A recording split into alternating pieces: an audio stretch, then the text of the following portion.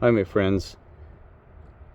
I want to do just a quick short video about this question of if you had three words that you could just, the last three words you could ever speak to the world, the universe, from past generations to the future, even to the ones now, they've only allowed three breaths out of three words.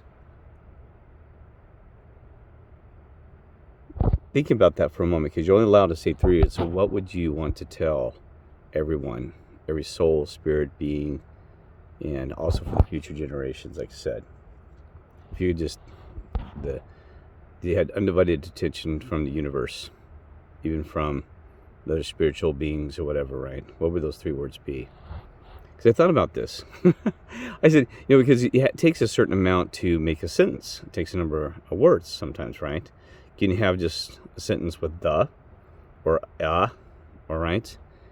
And so I thought, it'd be interesting to see what would I be able to say, because the more you're allowed to speak, the more things get confusing. Or what is he really trying to say? That's why sometimes less is more, right? And so that's why we try not to talk too much, because the more you talk, it gets confusing, or sometimes the message gets distracted or loses its. People fall asleep on you. So I'll be this quick. That's why we keep this short. Okay, so let's say you only had three words. What would those words be? So I had to think about this. What would be the three words that I tell that would be repeated forever and ever? What would it be? And I have to go to the Christian Bible on this one. Okay, love one another. Right? You got to be kidding me, because that love one another was, love one another. I said no, it says love one another as though thyself, right? Whatever. But love one another would be one, because loving others would solve a lot of issues and provide to make sure that society continues in a peaceful, loving manner, this world today and also in the future, the children and everything else, right? Now the Bible, that is, somebody always asking, what is your favorite verse? And that's probably it, love one another, right? But see, there's something that's missing that will love one another. I'd like to change it, no offense to the Lord and to our God, a creator, and to John, who lives to go around loving that. He said, they asked him, apparently in the later days, it said, if you got to talk to Jesus, what would you, the Lord, and what would you tell people? And he said, call him back in a minute, his brother. But he said, love one another. He said, it's that simple, folks, my friends. Anyway, so here's the deal. I would say not just love one another, because other is like an other in person here on earth, or just another being, or this and that. It doesn't glorify the Lord, the angels, and also our God and Creator, right? That love one another is God or Creator, just another kind of special to me, right? So I would say love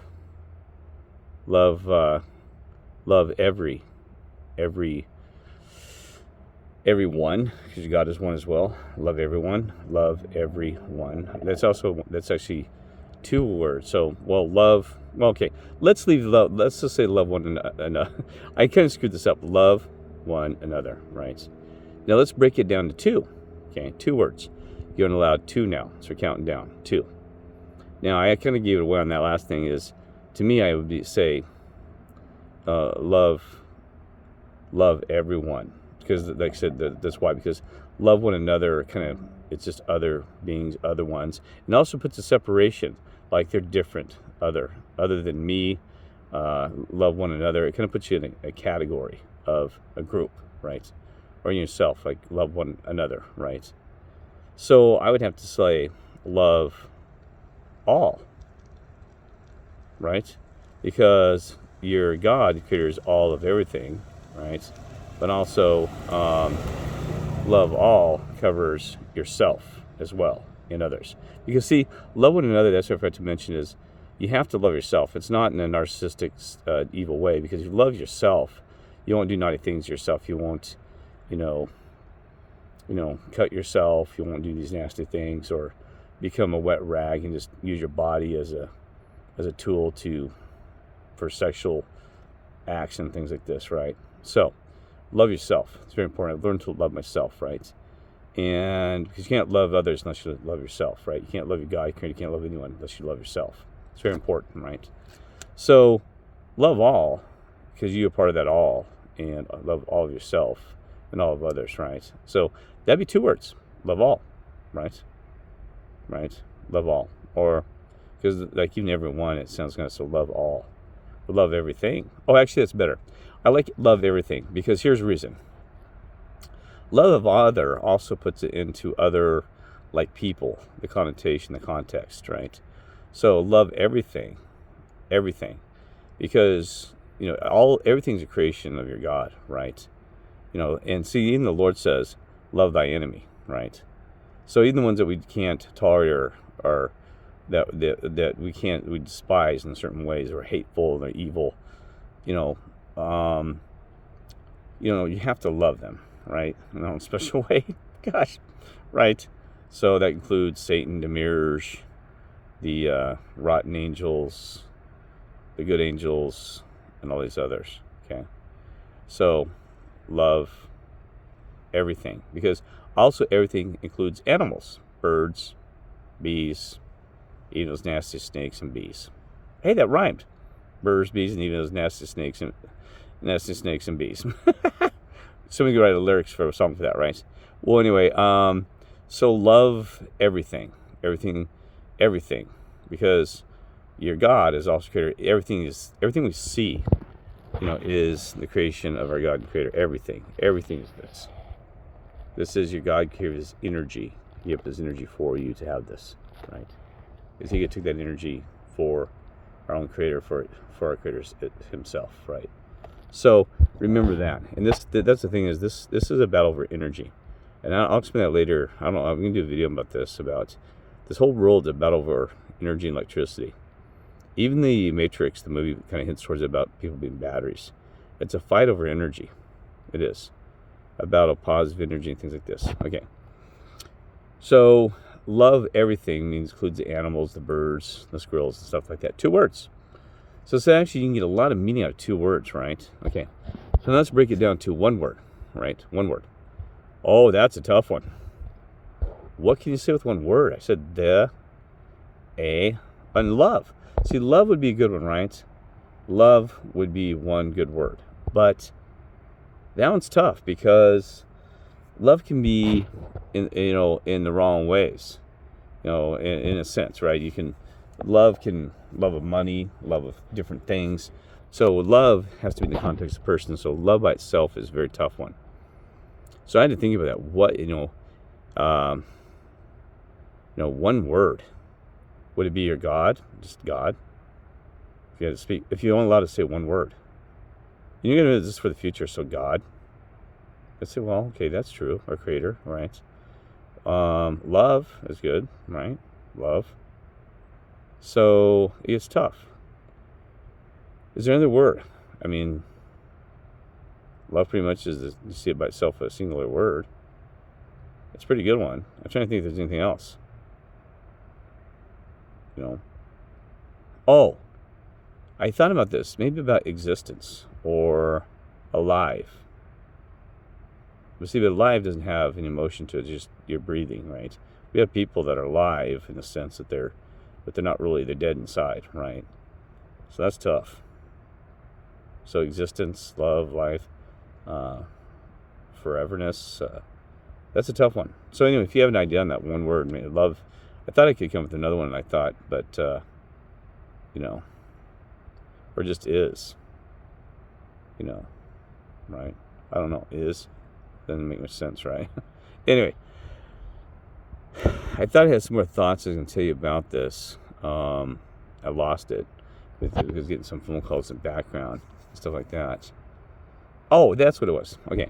So what's interesting about this? That when you see the progression of man, we brought in language. It kind of got changed because, and it wasn't necessarily a good thing. Language has a great thing because it provides poetry, beauty, and lets us dig into further detail, right? It lets us expand and communicate. Because, like, even, I'm communicating now through language. Because you're seeing visual here, right? This is a visual here.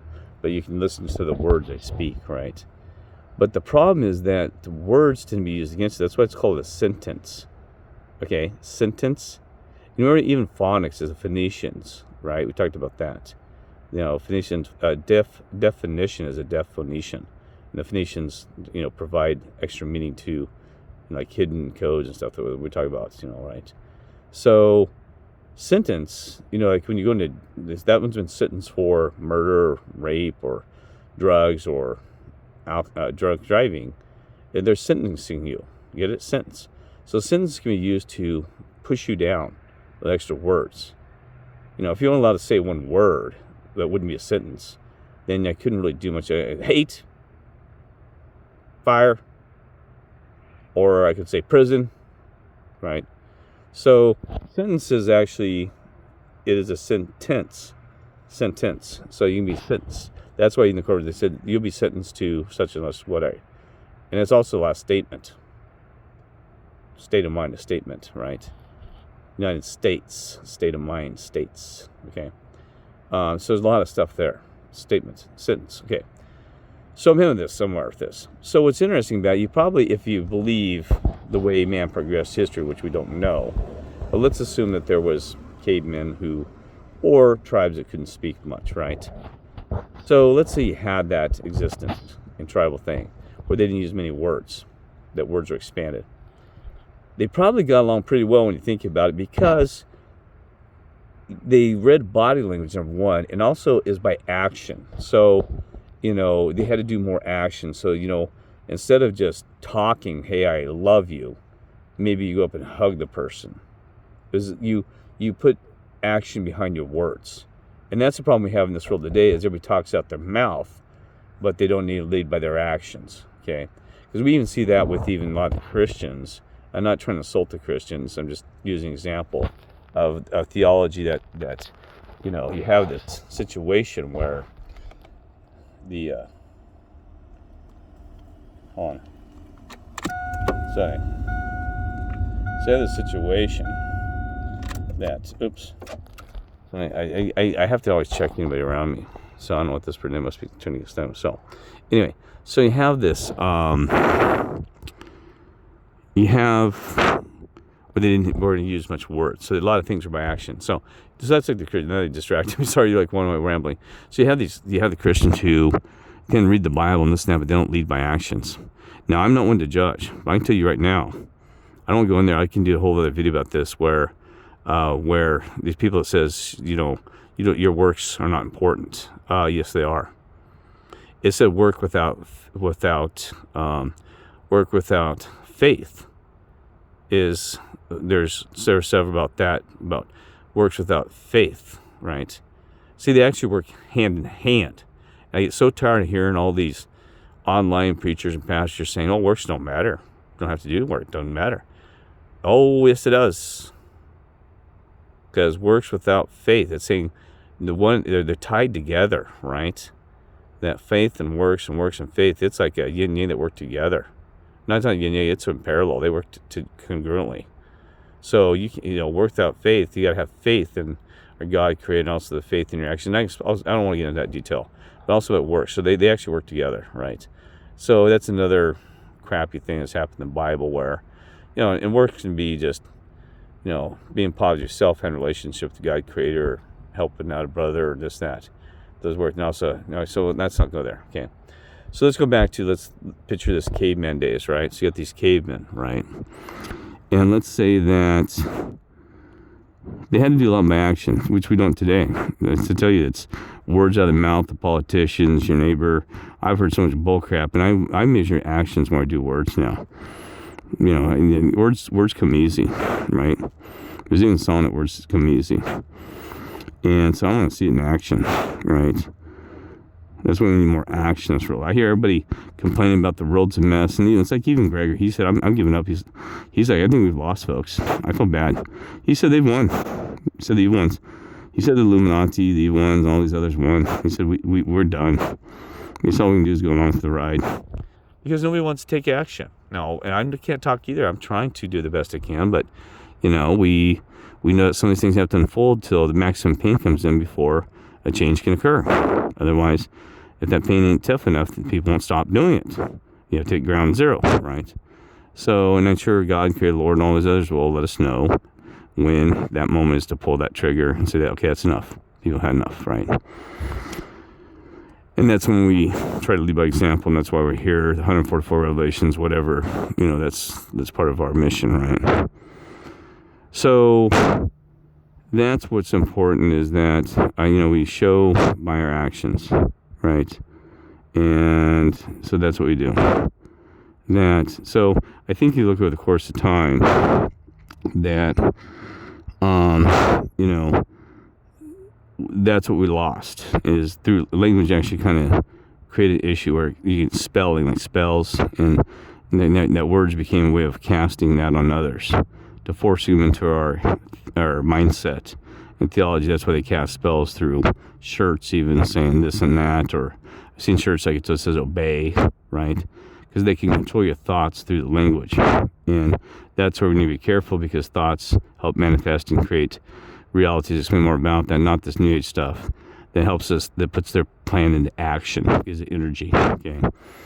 So, and that's how we can beat them, by the way. I'll explain that later, another video. So you have these words that are described, and that's why Scripture is important, because it's describing words and stuff, right? The Bible.